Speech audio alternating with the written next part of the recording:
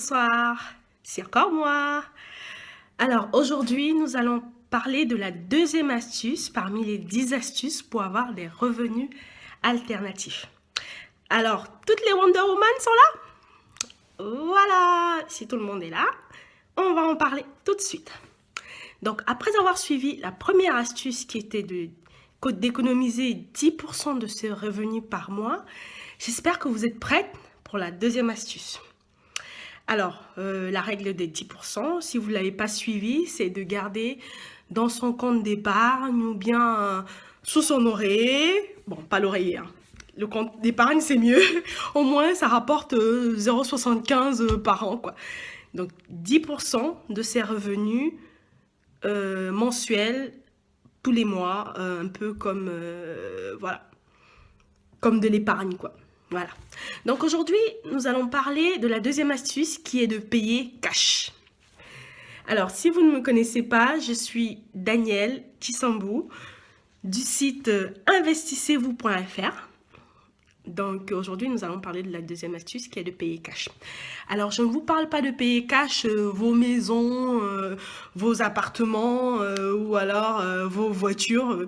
Non, non, non. Quoique, la voiture, il y en a qui peuvent se le permettre de payer cash une voiture.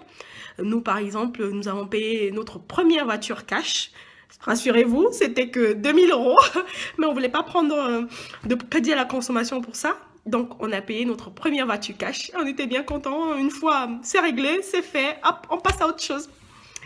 Donc, deuxième astuce, payer cash. Alors, quand je parle de payer cash, en fait, c'est payer cash, en fait, tous ces, vous savez toutes ces dépenses journalières de, je sais pas moi, un ticket de métro ou alors un petit caprice dans la rue, donc il faut les payer cash, quoi.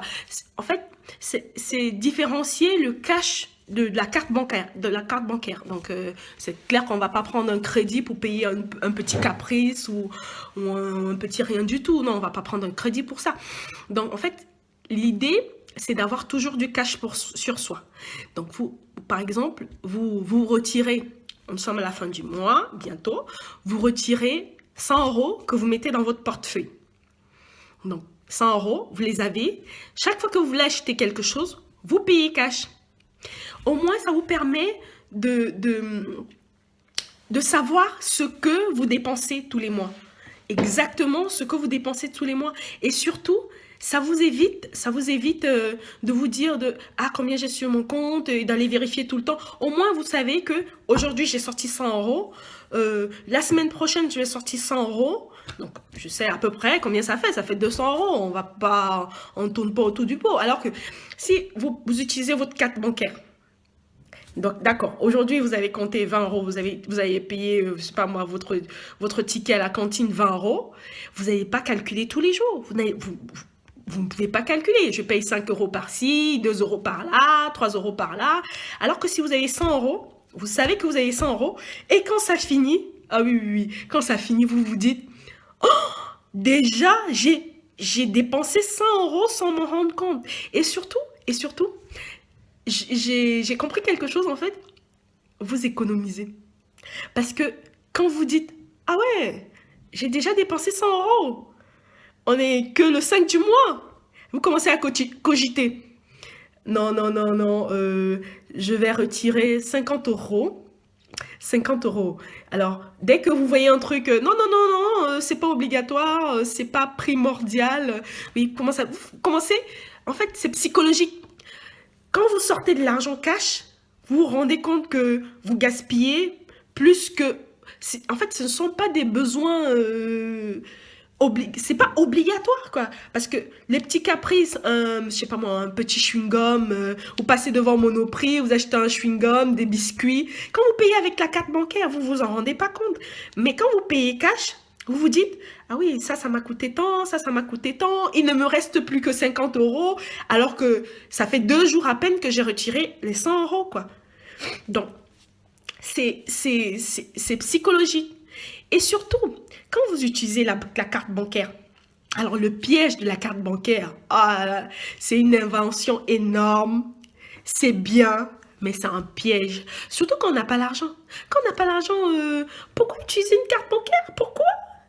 Parce que le truc, il vous met à découvert, vous ne vous rendez même pas compte. Alors quand vous venez ouvrir votre compte, la première chose que le banquier vous demande, ah madame, vous voulez un découvert de 300 €, ça ne vous coûte rien.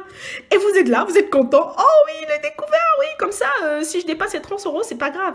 Mais vous les dépensez instantanément. Vous ne comprenez même pas comment ça s'est passé, comment vous êtes arrivé à 300 € de découvert. Et souvent même à 500. Alors que quand vous avez votre argent cash, alors, déjà, vous commencez à cogiter quand 100 € sont partis. De deux, vous allez vérifier sur votre compte que, d'accord, si j'ai pris 100 €, il me reste combien?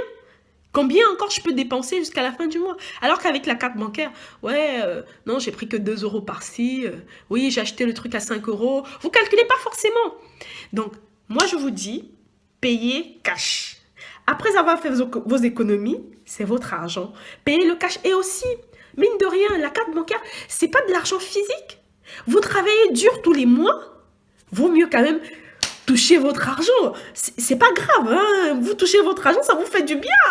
Alors que quand vous l'avez pas touché, vous vous dites, ah, l'histoire là est déjà finie. J'ai même pas vu ça passer. Prenez votre argent, touchez-le, même si ne serait-ce que 100 €, touchez-le quand même. Vous sentez comment ça fait du bien. Et quand vous le dépensez avec parcimonie. J'espère que vous avez aimé ce conseil. Et surtout, n'oubliez pas de vous inscrire sur mon site investissez-vous.fr. J'ai déjà publié 2 articles. Si vous êtes intéressés, allez-y vous inscrire. Allez, à bientôt les filles. Au revoir. À la prochaine. Bisous, bisous. Ciao.